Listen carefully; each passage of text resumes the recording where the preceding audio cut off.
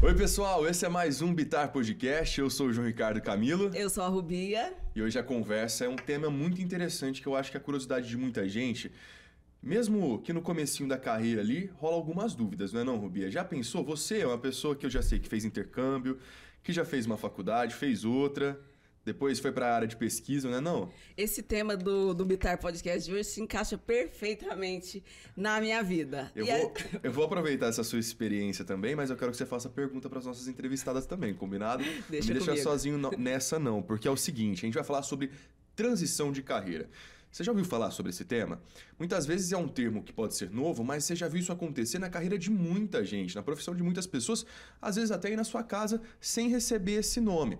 E por que recebe esse nome hoje? Porque tem toda uma estratégia, um processo ali que pode ajudar esse processo a ser mais fácil, ser mais simples e ser mais produtivo, não é não, Rubia? Exatamente. Com uma experiência própria, eu posso dizer que tá tudo bem fazer uma transição profissional, não há problema algum, mas é necessário preparo, né, João? Para entender como que funciona esse preparo, o momento de tomar essa decisão e preparar a mente também para entender que esse processo faz parte ali da nossa jornada, a gente trouxe duas convidadas. E uma delas é a Lara Mello. Ela é especialista em gestão de pessoas e psicanalista pela PUC.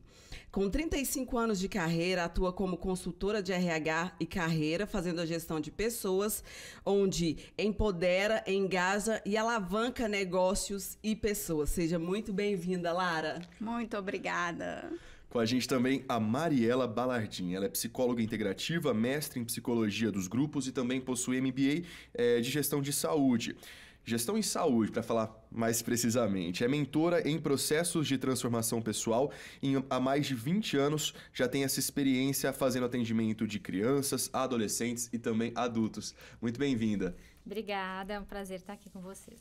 Olha, eu já falei que é um tema que muita gente já passou por esse caminho sem entender que estava fazendo uma transição de carreira. Às vezes foi uma escolha, muitas vezes também foi uma necessidade trocar ali. E eu vejo aqui que quando a gente começou a falar desse tema, a gente falou da palavra oportunidade, que vem ao encontro desse tema. Então, vamos pensar qual que é o contexto das pessoas que passam por esse processo. Eles têm um contexto geral ou é muito particular a cada caso, Lara? É bem particular. Quando a gente pensa em transição de carreira, a primeira coisa que você tem que pensar é o que eu quero. Eu penso sempre assim, ó. Existem 3 palavrinhas que eu gosto muito: querer, saber e fazer. Tá? Então, o que eu quero? O que eu sei fazer? E o que eu quero fazer? Então, essas 3 palavras são muito importantes. Então, aonde eu quero estar, né? O que eu quero fazer? O que eu gosto de fazer? O que eu sei fazer? O que me dá prazer de fazer, né? E a ação, que é o mais importante, né? Se preparar e ir para o campo. O que eu realmente quero fazer, né? Então, quando a gente fala transição de carreira, tá? Então, eu preciso preparar. Eu preciso olhar as oportunidades do que eu gosto de fazer para que eu realmente consiga fazer, né? E a preparação é tudo, gente. É tudo, né? Então, a escolha dos cursos, a escolha do que eu gosto de fazer, né? Por quê? Porque tá tudo intrínseco, tudo ligado. Vocês que estão aí há muito tempo no mercado de trabalho, né? Uma com 20 anos de carreira, a outra com 35. O número de pessoas que buscam essa transição tem aumentado nos últimos anos? E se sim, ao que se deve esse fator? Eu acho que são muitos fatores, assim, né? Primeiro que hoje em dia, assim, a visão que a gente tem, né, das possibilidades, acho que se ampliou muito. Né? Antigamente se falava em globalização, né? Hoje em dia a gente fala na questão de que não existe mais limites geográficos, né? Com essa questão da internet e tudo mais. Então, mudou o olhar para o mundo, para o trabalho, né? Hoje em dia a gente tem muito trabalho digital que brilha os olhos de muitos jovens e muitas vezes acham, né, que aquele recorte do que está vendo ali é o que vai, o resultado, né, de alguns poucos, pode brilhar o olho e aí às vezes chamar a atenção. Então, assim, alguns cuidados também importantes. Então, acho que essa gama de possibilidades, eu acho que isso faz, né, com que as pessoas tenham esse olhar. Acho que, complementando o que a Lara trouxe, né, acho que é importante a questão do autoconhecimento, né? Porque muitas vezes a pessoa, às vezes ela pode estar insatisfeita com o que ela escolheu. Mas o que realmente está deixando essa pessoa insatisfeita? Será que a forma como o trabalho é realizado? Será que as suas competências não estão sendo bem aproveitadas, desenvolvidas? Então, a gente vê muito, né, Lara, assim, às vezes a transição de carreira não é necessariamente uma mudança drástica, mas um rearranjo dentro de uma área, da mesma área, digamos, né? E acho que também complementando a resposta à tua pergunta, hoje, por exemplo, dentro de uma área de atuação, tem também muitas possibilidades. Então, trazendo um pouco para o meu exemplo rápido. Eu, antes de decidir que eu faria psicologia, eu fiz alguns vestibulares para a área de comunicação e publicidade e tudo mais. Aí eu percebi que não era e fui para psicologia. E quando eu me formei, eu escolhi, né, a área de RH, que foi a minha primeira área de atuação. E dentro dessa área de gestão de pessoas, a gente tem a comunicação interna, o endomarketing. Então, eu acabei me desenvolvendo como uma coordenadora de endomarketing, foi uma das minhas primeiras experiências. Por quê? Porque eu tinha uma habilidade, sim, que era a criatividade, por isso eu pensava antes em fazer publicidade. Mas, na verdade, era aquela habilidade específica. Porque hoje, né, olhando, né, com esse autoconhecimento, eu entendo que é muito mais do que isso que eu posso oferecer. Então, acho que esse é um processo bem importante para a pessoa quando ela vai entender e definir o caminho dela. Muito legal você falar isso, porque dá a entender que as áreas elas estão ficando cada vez mais correlatas ali. Então, essa transição de carreira não é aquela coisa drástica de eu começar uma graduação do zero. Às vezes, um curso, uma preparação já pode dar essa diferença. Mas eu entendo que há muito planejamento nesse sentido quando a pessoa vai mudar a transição ali de uma carreira para outra. Isso envolve planejamento financeiro, até a preparação. E às vezes leva tempo, né? Não é do dia para a noite. Mariela, eu sei que você já passou por esse processo, né? Eu queria que você contasse, então, como que foi essa experiência, desde aquele momento que você pensou e falou assim, chegou o momento de eu ter essa mudança, procurar ali um outro caminho. Ótimo. Acho que a minha experiência foi isso, assim, né? Dentro da mesma área, né? Da grande área de atuação, foi uma mudança, né? Que não foi, assim, começar do zero. Então, quando eu me formei psicóloga, como eu comentei, eu fui para a área de gestão de pessoas, mas eu já buscava caminhos de autodesenvolvimento, né? Então, eu já fazia cursos, já tinha uma formação que estava em andamento, paralela à graduação. E aí, eu buscava esses conhecimentos que eu já estava buscando, que tinham um foco mais voltado para o que eu faço hoje. Na época, eu buscava levar... Como que eu levo isso para dentro das organizações, da empresa, do mundo corporativo? Porque eu estava ali também para ajudar as pessoas, né? Claro que dentro dessa área a gente tem demandas específicas, a gente tem que cumprir as políticas de uma organização, né? A gente tem uma série de demandas específicas. Mas eu tinha sempre esse olhar. E aí isso sempre foi muito presente e se tornou mais presente essa necessidade e essa percepção de que a minha missão de vida, né? E aquilo que eu realmente amo fazer é estar a serviço da transformação das pessoas. E naquele lugar que eu estava, eu até podia fazer isso. Mas tinham várias outras questões, e aí acho que tem a ver com o que eu falei antes também, que me demandavam, que reduziam essa parte. E aí, então, eu tive uma trajetória inicial legal, fui reconhecida, passei por algumas empresas multinacionais e tive um grande aprendizado. E isso me ajudou muito onde eu estou hoje. Então, essa transição, ela foi feita gradualmente. Na verdade, antes mesmo de definir que eu queria fazer a transição, eu já estava buscando me capacitar, como você disse, né? Então, essa formação base que eu já estava fazendo. Então, quando eu realmente decidi, eu fui para o mestrado, né? Que você falou aí do mestrado. Então, de alguma forma, foi um complemento. E aí, eu fui fazendo uma transição gradual e levei, né? Os meus conhecimentos, então não é do zero, eu levei todos esses conhecimentos que eu tinha adquirido e essa experiência para esse trabalho. Então, trabalho com grupos, com o individual. Então, eu entendi que aquilo que eu, né, senti, que meu olho brilhava naquele lugar lá, mas que tinha um percentual menor, hoje eu levei isso para o 100%. Eu acho muito legal isso que você falou, porque nunca vai ser começar do zero, né? Porque apesar de estar numa área diferente, aquela experiência pode agregar bastante para uma outra experiência que você vai ter. Eu acho que tudo vai somando. Ô, Rubian, você teve essa transição, como a gente adiantou no comecinho desse podcast. Como é que foi para você? João, então, para quem não sabe, já falei algumas vezes aqui na mesa do Bitar Podcast, eu tenho formação na área de técnico em alimentos, depois eu fiz biologia, e aí teatro e mestrado em artes cênicas. E hoje é apresentadora do Bitar Podcast. E hoje é apresentadora do Bitar Podcast. Mas foi assim, todas essas áreas foram as minhas paixões em algum momento. E aí, como eu tinha o sonho de ir realizando outras, eu fui me preparando. Então, não foi do dia para a noite, né? Teve o preparo para pensar, daqui tanto tempo eu quero fazer a graduação de teatro. Então, eu preciso me manter financeiramente com o que eu trabalho hoje. E dentro do que eu trabalho hoje, eu vou colocando aos poucos o universo artístico, até que eu consiga deixar essa área e seguir para outra, mas sem ser do zero, né? Levando aquela bagagem, aquela histórico de tudo que eu construí, assim. Pro pessoal ver que a gente não tá falando mentira, viu? Que não é começar do zero, tem essa experiência. Você usa alguma experiência que você teve lá no curso de técnica de alimentos, usou no teatro, usa aqui na mesa do Bitar Podcast? Eu lembro muito, na área de técnica em alimentos, a gente, como trabalhava muita questão de indústria, a área do meio ambiente, eu gostava bastante, tanto é que depois eu fui fazer biologia, então tinha a coisa das leis... de meio ambiente. E aí, elas têm muita coisa a ver com as leis culturais para escrita de projeto. Aí. Então, eu uso muita coisa do que eu fiz lá no passado, das escritas, das leituras, na minha escrita de projetos também. É uma das coisas assim que eu me lembro bem. Ô, Lara, eu imagino que é um discurso que acaba se repetindo para quem passa por essa experiência, né? Sim. Tanto que eu, por exemplo, eu também tenho uma história muito parecida com a da Mariela, né? Eu trabalhei até 2008 também como executiva de RH, né?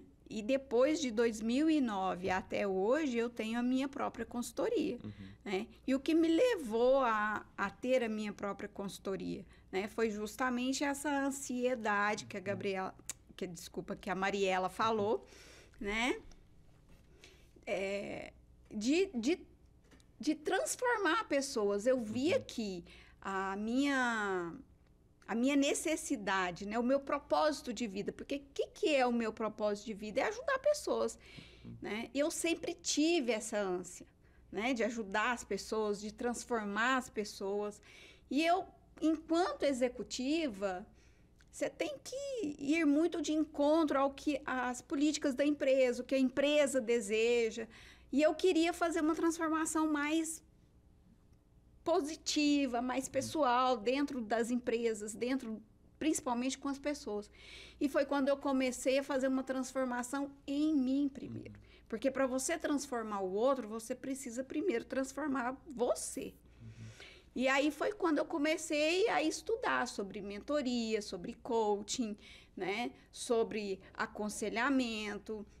E fui estudando e comecei a trabalhar como consultora, né? E nisso eu fui criando a minha própria consultoria, dando consultoria para as empresas e consultoria para as pessoas em recolocação, em coaching, em mentoria, né?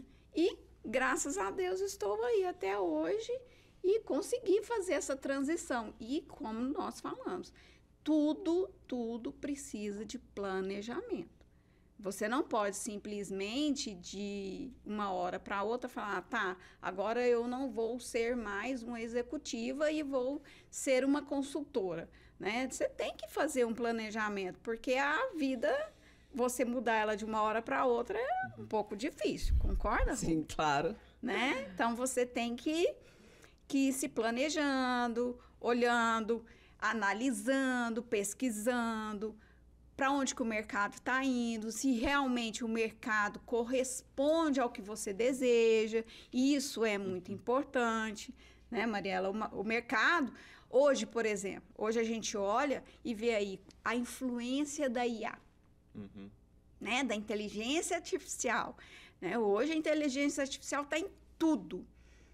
né? Então, quais são as carreiras que realmente estão em foco? Quais são as carreiras que realmente estão, né, despontando? Porque tem muita carreira despontando, gente.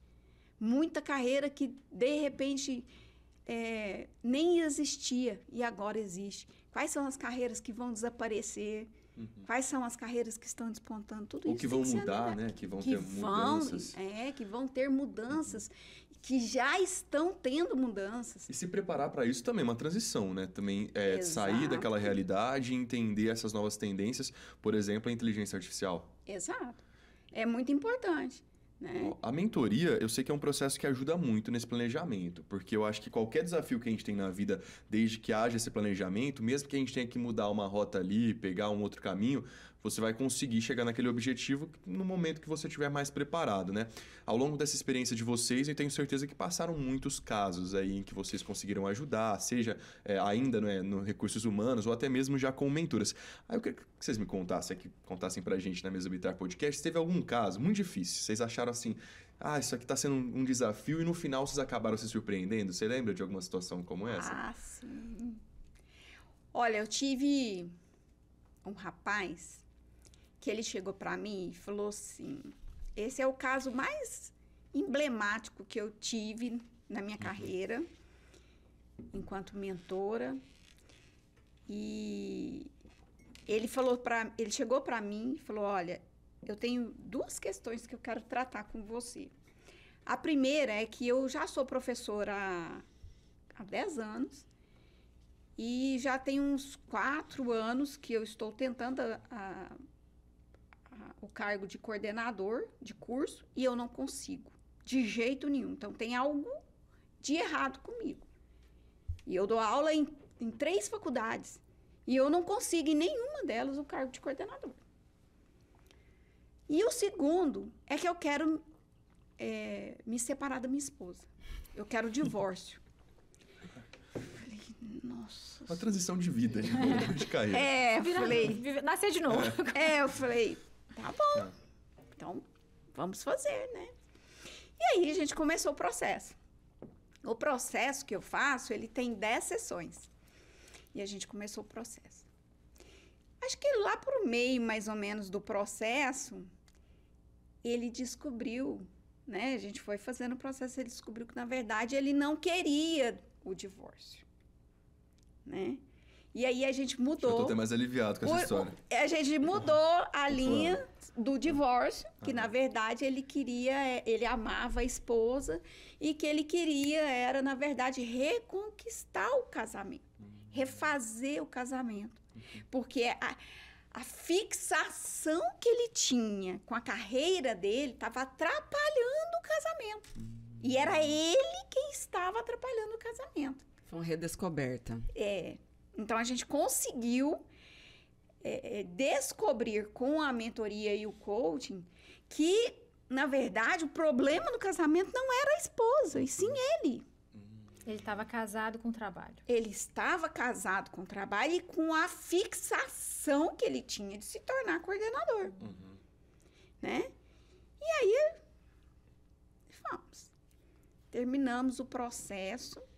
Né? Porque, assim, quando termina o processo, nem sempre o final do processo é com a conquista do que você quer. E sim, com a resolução na sua cabeça do que você deseja. Né, Mariela? Você ter a certeza daquilo que você deseja. Tá, então ele chegou, que ele realmente, a conclusão, que ele realmente queria uma coordenação, e nós chegamos a definição do plano de ação que ele precisava fazer para ele conseguir a coordenação. Tá. E a questão do casamento, que já estava muito claro para ele, ele já estava estruturando para que ele mudasse. Né? Então, tá, legal. Passou-se umas 3 semanas, mais ou menos, que terminou o processo, um dia ele me liga. Oi, tudo bem? Eu gostaria de agendar um encontro com você. Você pode me receber? Eu falei, lógico. Então tá. Isso eu morava em São Paulo. Falei, não, lógico, tudo bem. Então tá. Chega ele com a esposa e um vasinho de flores para mim. Olha. Eu peguei e falei, olhei aqui e falei, oi, tudo bem? Ele falou, olha, eu vim te apresentar minha esposa e te contar. Primeiro, consegui a coordenação. Ó. Ai, que gente, eu arrepio até hoje. Meus cabelinhos da cabeça ficam arrepiados. Aí eu falou, primeiro, consegui a coordenação. Segundo, estou saindo de lua de mel com a minha esposa. Olha aí. Deu tudo certo. Deu tudo certo no final. Coloquei o trabalho no lugar do trabalho. O relacionamento.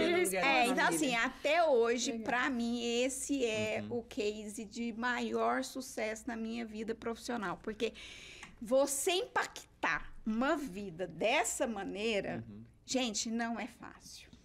Entendeu? É uma coisa que, sim, a Mariela, como psicóloga, eu acho que pode dizer melhor, isso é uma transformação muito grande na vida de uma pessoa, né? Você conseguir trazer um impacto desse na vida de uma pessoa, tanto profissional quanto pessoal, né? Porque não existe esse negócio de que, eu chego em casa, eu sou a Lara, né? Eu chego no trabalho, eu sou a Lara profissional. Não existe essa separação, nós somos seres únicos, né? E eu não consigo, não existe esse negócio de separar. Porque em casa eu sou eu mesmo e no trabalho eu sou a profissional. Não existe isso. Ô, Lara, eu já ouvi isso, que tinha necessidade de você conseguir ser duas pessoas, separar o profissional do pessoal. Eu, particularmente, nunca consegui. Rubia sabe Também bem desses não. bastidores do Bitar Podcast. Então, eu tô até mais tranquilo. A ideia é para você ter um alinhamento ali, é você ser essa mesma pessoa desde que você encontre esses objetivos, seja autoconsciente dessas habilidades? Eu acho que a Mariela pode até a falar Mariela... melhor enquanto psicóloga, mas não existe essa separação, porque você é um ser único. Você tem emoções, você tem habilidades, você tem competências que são únicas. Princípios também. Princípios, É importante. Né? Ô, Mariela, aproveitando que ela já deu a deixa enquanto psicóloga, eu estava ansioso para te perguntar isso, e é justamente sobre a ansiedade. Porque quando ela começou a contar essa história, eu fico pensando em quantas pessoas em casa se reconheceram nesse sentido. Não precisa ser um coordenador de curso, muito menos querer se separar. Mas assim, quero a efetivação, quero, enfim, o tal cargo, quero essa promoção, ou quero aprovação na faculdade, que também acontece com muita gente, a gente sabe esse período de ansiedade. E aí eu fico pensando, são 10 sessões, um período ali considerado, né? Que no final, você sabe que você vai ter um plano, você vai ter um objetivo e, se Deus quiser, alcançá-lo. Mas como lidar com essa ansiedade nesse caminho? Como lidar com a ansiedade até a próxima etapa? Até chegar no resultado final? Porque eu vejo que a gente está vivendo uma sociedade, aí eu faço até um autoexame de consciência aqui, de querer tudo agora, para ontem, muitas vezes. Então, diante dessa saída para a transição de carreira, mas também dessas etapas durante a carreira, a ansiedade interfere muito. Então, como ter essa atenção para esse sentimento que existe? Como conseguir viver cada dia. Cada dia, pois é. Acho que tem muitos caminhos aí para essa tua pergunta, mas assim, essa aceleração, ela é geral, né? E aí eu vejo, sei que a gente está aqui falando para jovens, mas jovens que já nasceram nessa era digital, né? Eu vejo, assim, as crianças... Na nossa época, talvez, não sei se na época de vocês, mas, né? A gente tinha o horário que passava o desenho na televisão, né? Era só de manhã, um dia passava um, outro horário passava outro, você não podia escolher o que você ia assistir naquele momento, você tinha que esperar a propaganda começar e terminar. Hoje em dia tem o pula anúncio, você escolhe o que você quer ver, isso na TV e no celular também. O próprio celular, né? Ele tem uma frequência, ele tem uma aceleração maior do que o nosso cérebro. E aí, o que acontece? Quando aquela criança, um adolescente, um adulto, qualquer pessoa, né, tá mexendo ali no celular, seja fazendo o quê, o cérebro tenta chegar na mesma velocidade. Então, assim, e isso gera um prejuízo, né? Então, para o nosso sistema como um todo, físico, mental, emocional, espiritual, energético. Então, isso é importante. Isso tem gerado uma aceleração na sociedade. Né? Porque estamos todos assim, né?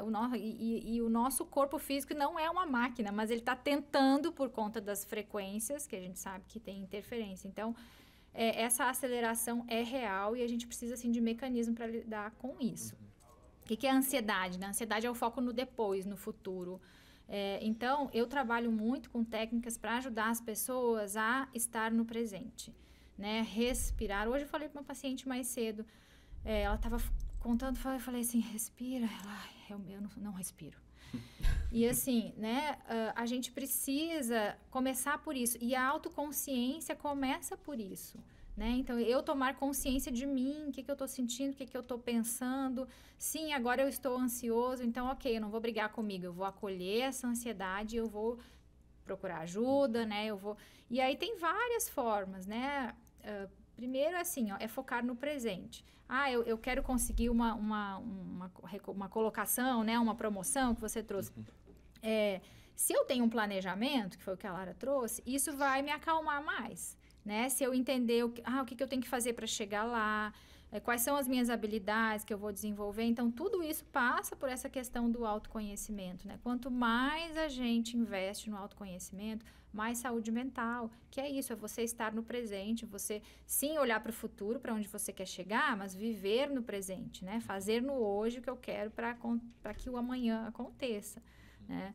Então, eu acho que assim, é o grande mal do século, né, a ansiedade, e a gente precisa tratar isso de uma forma adequada, né, e não deixando passar, porque realmente, assim, as pessoas às vezes têm crises de ansiedade e aí vão para o pronto-socorro, são medicadas e vai seguindo a vida. Então, assim, precisa, quando é algo, né, mais específico como uma crise de ansiedade, porque eu vejo muitas pessoas tendo crise de ansiedade hoje, que é o quê? É taquicardia, é a pressão baixa, né, a pessoa quase desmaia. De neve, né? É um momento em que, de repente, o teu sistema diz assim, não aguento mais, né? Muitas vezes, aquele pensamento acelerado por conta de algo que deseja, né? Aquela ansiedade. Então, isso precisa ser trabalhado para que a gente consiga lidar, porque isso vai acontecer sempre. E tem um prejuízo gigantesco quando não é tratado. Com certeza. Eu fico pensando aqui na rede de apoio também, da família, dos amigos, para essa pessoa que deseja essa transição, e às vezes essa família, os amigos estão tão acostumados a ver ela ali numa carreira que eles acham que é de sucesso, mas a pessoa sente a vontade de mudar, e essas pessoas, não, isso é só um momento, isso é só uma crise, vai passar, a sua carreira é brilhante, você é uma ótima profissional. Como lidar com essa falta de apoio? Porque com apoio é fácil, né, João? Mas com a falta de apoio, como que a pessoa que tem o desejo de fazer essa transição pode lidar com isso? Acho que, de novo, né, se a pessoa tiver a certeza e ela entender o que ela precisa fazer, ela vai conseguir ficar segura com essa mudança. Eu lembro de um exemplo meu, quando eu ainda estava na área, né, de gestão de pessoas, eu fiz uma transição de uma empresa para outra. E eu trabalhava numa empresa onde eu era super reconhecida, já estava há um tempo lá, era bem perto da minha casa, o salário era maior, só que eu decidi ir para uma empresa que tinha algumas políticas diferentes, era uma empresa multinacional, então era um ambiente que eu teria mais aprendizado. Eu abri mão, né? Então, fui por um salário menor. Eu viajava para uma outra cidade, assim, próxima, na região metropolitana. E eu lembro que os meus avós, na época, assim, acharam aquilo um absurdo, né? E, na verdade, foi um momento super importante para muitas decisões, muitos aprendizados, né? Enfim, a gente, às vezes, naquele momento, a gente não sabe muito os porquês, mas a gente sente e a gente entende que tem alguns porquês ali que são significativos. Aí depois a gente vai encontrar vários outros, né? Então, ter essa segurança, é claro que a gente precisa, muitas vezes, de compartilhar as decisões, né? Quando a gente conversa com alguém, a gente, muito mais do que ouvir o outro, a gente também se escuta. E aí, às vezes, a gente vai percebendo que tem várias possibilidades, mas não necessariamente você precisa, né, ouvir e fazer o que o outro está dizendo, porque as pessoas, elas têm as suas referências, né, e aí o seu padrão de crenças, de referência, né, de época que passou por isso. Você estava falando da questão, né, de casos, né, que a gente lembra, cases difíceis e tal. E aí enquanto a Lara falava, né, e vários foram passando pela minha cabeça, assim. E eu acho que o principal as pessoas, às vezes, elas não conseguem fazer mudanças, primeiro porque gera essa confusão, né? Elas estão insatisfeitas numa área e elas não entendem o que está acontecendo, e principalmente, assim, olhar para esse sistema de crenças que nós temos, que a maioria são inconscientes, e elas vão gerar uma realidade, né? Eu tenho várias situações de pessoas que vieram com, né? Eu estou há muito tempo no mesmo lugar e não foi nem procurar enquanto RH, já enquanto clínica, no sentido assim, eu não sei o que eu faço, eu quero uma promoção, né? Eu estou insatisfeito, e a gente foi trabalhar crenças em relação a merecimento, em relação a sucesso, em relação a dinheiro, em várias questões. E aí, com esse trabalho, as pessoas conseguiram aquilo que elas desejavam, né? Porque elas foram buscar lá, né, algumas causas inconscientes também desse processo. Você falou uma palavrinha fundamental nesse processo, eu acho que em todas as decisões que a gente toma na vida, que é confiança. A produção vai me matar aqui agora, mas eu vou falar uma mensagem que eu assisti numa série de comédia, Brooklyn Nine-Nine. Já conhece ou não? Não. É bem besterol, mas eu adoro particularmente. E uma das personagens, no momento lá, ela fala que a vida é caótica, o sucesso é arbitrário e a autoconfiança é tudo. Aquilo me marcou de uma maneira, porque eu acredito muito nessa situação. Acho que desde que haja autoconfiança, você consegue encontrar esses caminhos dentro dessa vida que não tem jeito. É caótico, o contexto é caótico, né? Essas mudanças, essas transições, a realidade que a gente muda constantemente. Então, eu acho que até é bom a gente ter esse olhar, e aí vem da consciência, do autoconhecimento também, que é importantíssimo para que você seja confiante naquilo que você quer entregar, onde você quer chegar, e não tem problema ser confiante, né? Às vezes as pessoas têm até um preconceito com quem, às vezes, está com uma autoestima elevada ou uma confiança. Parece que o pessoal, eu sinto que a galera tem medo de ser confiante, tem medo de acreditar no que onde quer chegar, no que deseja. O pessoal fica com receio. Eu falo, não, é o contrário, você tinha que ter orgulho do caminho que você está fazendo, de falar que você é bom, porque é isso que vai te levar para esses lugares. Eu tô errado? Tô sendo muito autoconfiante ou não? Pode julgar. Posso falar? Pode. Tá super certo, né? O que acontece? Quando a gente tem consciência das nossas qualidades, do que a gente é bom e das nossas imperfeições, porque a gente não vai ser bom em tudo, isso vai gerar mais confiança. Porque eu lembro muito quando eu fui apresentar minha dissertação de mestrado. A minha terapeuta na época falava assim, primeiro é que aquilo que a gente sempre fala, né? Só você sabe sobre isso, ninguém sabe. A banca... e você vai... talvez tenham coisas que você não vai saber responder. E tá tudo bem, porque você fez esse projeto, você fez a pesquisa, então você vai escolher dar o seu melhor, mas com a consciência de que tem uma parte que você talvez não saiba. Isso muda tudo, porque isso reduz a autoexigência. E isso faz que você tenha consciência do seu valor real. Porque quando a gente se exige, não posso errar, não posso errar. Aí o que você trava, você esquece tudo que você ia falar. E aí aquilo que você tinha de melhor para apresentar, você não consegue. Não aparece. Né? E ninguém sabe tudo. Ninguém sabe tudo. Reconhecer essa vulnerabilidade também é importante. Você não sabe tudo. Você não tem conhecimento. Ninguém detém total conhecimento sobre tudo. Como que você vai deter um conhecimento filosófico, teológico, matemático, sobre tudo? Entendeu? Não tem condições. Não existe um ser que tenha... Pode até ser que existe, mas na Terra eu acredito não. Eu ainda não tive notícias. Eu não tive notícias de alguém. Existem pessoas que são fora da curva. Existem, né? Até as máquinas erram, né? Tem suas vulnerabilidades. Né? Então. Mas por quê, né? Porque é o homem que coloca as informações dentro da máquina, né? Mas principalmente quando a gente pensa no jovem, né? Porque eu acho que aqui é determinante a gente pensar no jovem, né, Mariela? O jovem hoje, com esse aceleramento, com essa vontade de saber, de entender, de buscar informações e de perceber que ele tem uma chave onde ele pode buscar. Porque hoje a IA, ela é uma chave. Ela é uma porta que se abriu e que ele tem uma gama de informações enorme, né? Então, é uma ajuda? Mas é uma ajuda. Então, é muito importante o jovem entender que é importante eu confiar no que eu sei também, né? E eu preciso aprender. Mas eu preciso confiar na minha inteligência, nas coisas que me pertencem, no que eu realmente sei fazer. Então, a autoconfiança, essa autoconfiança que você tem, isso é muito importante para você. E é o que eu falo que ela é crucial. Por quê? Porque é o que vai te afastar da ansiedade, do medo. É isso aí. Né? Por exemplo, quando eu vou fazer qualquer tipo de mentoria, de processo de coaching, né, de consultoria, a primeira coisa que eu olho na pessoa com quem eu vou trabalhar é quais são as condições psicológicas daquela pessoa.